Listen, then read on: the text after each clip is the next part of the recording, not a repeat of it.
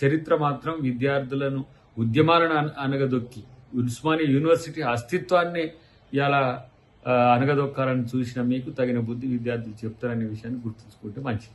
1000 కోట్ల పైచిలకు ఉస్మానియా యూనివర్సిటీకి ఇచ్చే కాంగ్రెస్ వైపా, అసలు ఉస్మానియా యూనివర్సిటీనే చరిత్ర నుంచి తీసేయాలనుకుంటున్న బీఆర్ఎస్ వైపా, నిరుద్యోగులకు ఉద్యోగాలు ఇచ్చి మంచి విద్యను అందించాలన్న రేవంత్ రెడ్డి గారి వైపా, అసలు ఉద్యోగాలు ఎందుకు వాళ్ళను ఏమంటాము చేపలు గొర్రెలు బర్రెలు పెంచుకోవాలనుకున్న కేసీఆర్ వైపా.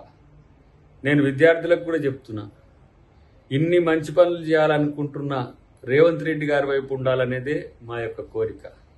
ఇంకా చెప్పాలంటే ఇవాళ మళ్ళీ దొర రాజ్యాన్ని తీసుకొచ్చి మేం తెలంగాణను మా బానిస రాజ్యంగా చేసుకుంటున్నా అన్న దొరల వైపు ఉంటే మనకు లాభం లేకపోగా మళ్ళీ విద్యార్థులను మళ్ళా గొర్రెలు బర్రెలు చేపలు చెప్పులు ఇట్లా కుట్టుకునే వాళ్ళుగా మీరు ఉండాలని కోరుకుంటున్న వాళ్ళ వైపు వెళ్ళకండి.